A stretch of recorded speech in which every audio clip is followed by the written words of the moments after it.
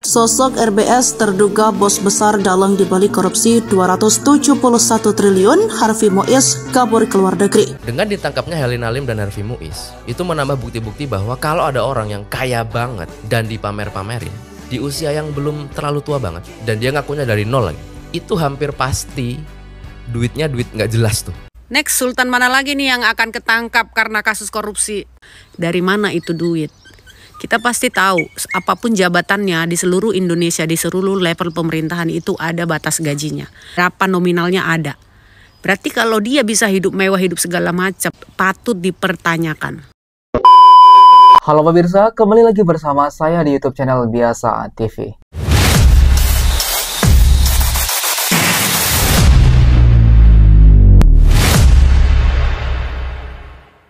Ternyata ada bos besar di belakangnya, itunya inisial RBS ya. Kadang-kadang sosok RBS yang merupakan dalang dari korupsi 271 triliun tersebut. Kita lihat. Sosok RBS terduga bos besar dalang dibalik korupsi 271 triliun, Harvey Mois kabur ke luar negeri.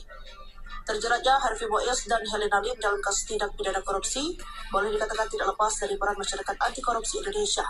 Hal tersebut diungkap oleh Boyamin Saiman, koordinator Bagi. Mengutip surya.co.id, sosok berinisial RBS tersebut sebagai bos besar di balik korupsi tata niaga timah yang menjerat Harvey Mois dan Helena Lim. Intinya ya guys ya, makin kesini makin terkuak siapa-siapa saja yang terlibat dalam kasus korupsi yang dilakukan oleh Helena Lim dan Harvey Mois ini. Tentunya bakal bermunculan lagi sosok-sosok baru yang kita mungkin selama ini tidak tahu, dan tentunya bakal menggemparkan Indonesia guys ya. This is a drama. The drama.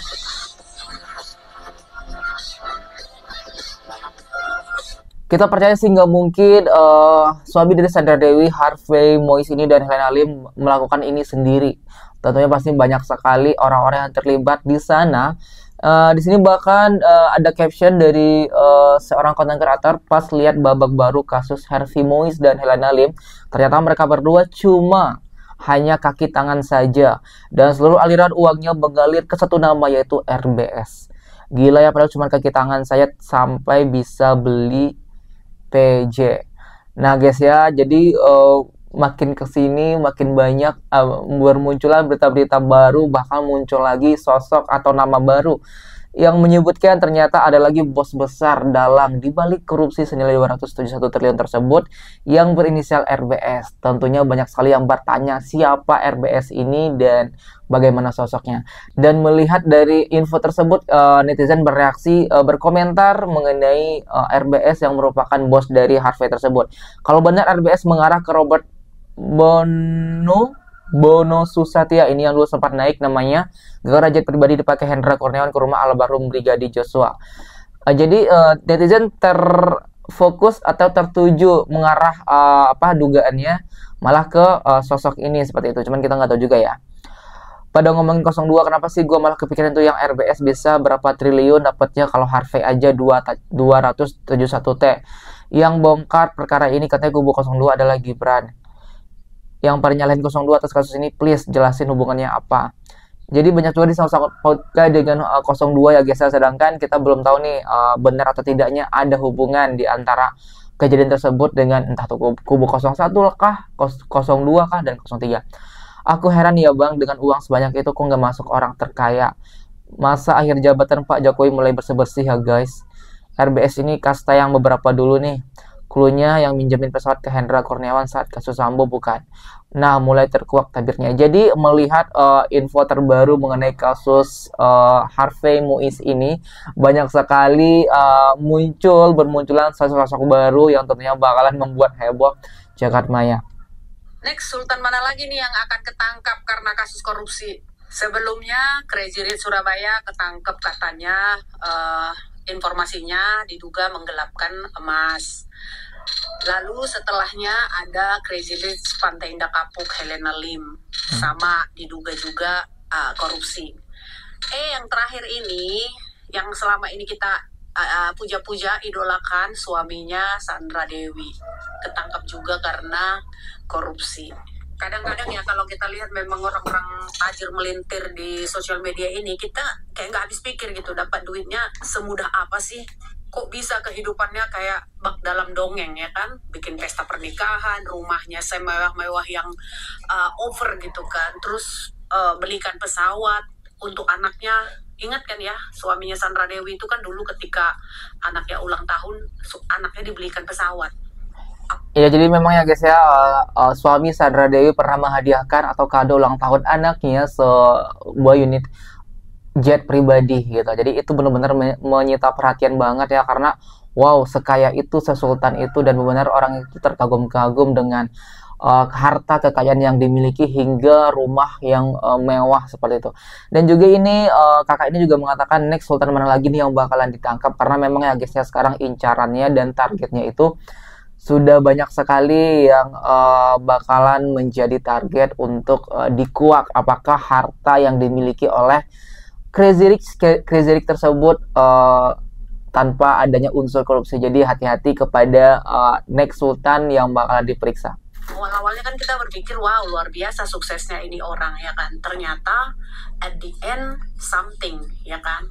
Jadi kalau menurut aku ya, aku pribadi ngelihat orang-orang yang berseliweran di sosial media bisa menjinjing tas-tas bermerek, bisa keluar negeri bolak-balik dengan bisnis kelas, sementara kalau kita lihat ya pekerjaannya apa gitu ya kan, bukannya kita seuzon, tapi ya itulah ya, jadi kita nggak usah kayak sirik, kayak iri, karena belum tentu juga dia mendapatkan uang itu dari uang halal. Intinya guys ya, banyak sekali sekarang bermunculan sultan-sultan crazy rich yang flexing, pamer harta, pamer barang-barang branded, harta kekayaan dan segala macam. Namun banyak juga di antara mereka yang kita itu tidak tahu sumber dari mana harta kekayaan yang dipamerkan tersebut. Lebih baik kita apa adanya dan tidak hidup mewah asalkan kita dapat hasil dari uang yang halal, dibanding kita flexing sana sini pakai tas branded, liburan ke luar negeri, hidup mewah, hedon, tapi itu hasil dari korupsi. Karena guys ya, orang yang kalau kita tuh tidak jelas pekerjaannya, atau mungkin seorang pengusaha saja tidak mungkin dia bisa berfoya-foya seperti itu, karena usaha sendiri pasti kita bakalan menghitung, ada hitung antara modal, laba, dan tentu kalaupun ada untung, pastinya untung tersebut bakal diputar lagi untuk menjadi modal dan untuk berkembangnya bisnis tersebut. Nah, tidak untuk berfoya-foya atau flexing atau membelikan harta yang mungkin itu tidak ada gunanya. Lokal saja, yang penting halal ya kan. Apalagi nih kita para istri, ini pelajaran ya. Karena apa? Kalau kita misalkan punya suami yang kita jelas tahu penghasilan normalnya berapa, tiba-tiba dia pulang ke rumah bawa uang yang tidak wajar, belikan kita segala macam, belikan hal-hal yang di luar pemikiran kita itu tuh mahal harganya. Terus tuh dengan mudahnya dia membelikan kita, memberikan keluarga, memberikan anak-anak segala macam, itu patut kita pertanyakan. Karena kalau sampai suami kita ini ada apa-apa korupsi, melakukan hal-hal yang tidak wajar, kita juga para istri imbasnya.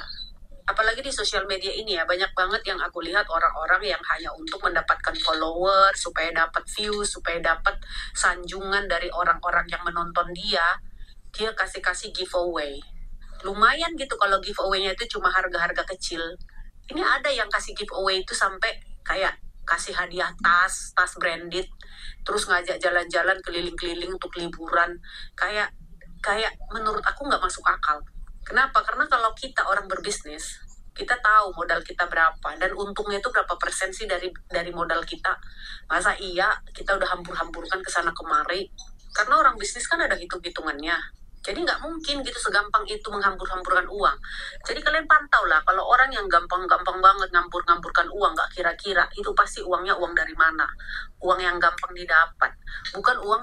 Intinya guys ya, peran seorang istri juga sangat dibutuhkan di sini. Jika ada seorang suami yang tiba-tiba mempunyai harta yang banyak atau mungkin mempunyai penghasilan lebih dari perkiraan, yang tentunya seorang istri sudah tahu berapa besar benefit atau penghasilan dari suaminya. Jika ada suatu hal yang lebih dan itu tuh mungkin jumlahnya besar, peran seorang istri juga harus bertanya dan wajib tahu dari mana sumber dari harta tersebut. Nambah bukti-bukti bahwa kalau ada orang yang kaya banget dan dipamer-pamerin di usia yang belum terlalu tua banget dan dia ngakunya dari nol, itu hampir pasti duitnya duit nggak jelas tuh. Doni Salmanan, Indra Kents, owner skincare dan klub-klub bola. Jadi nggak perlu mendambakan kehidupan yang seperti itu gitu.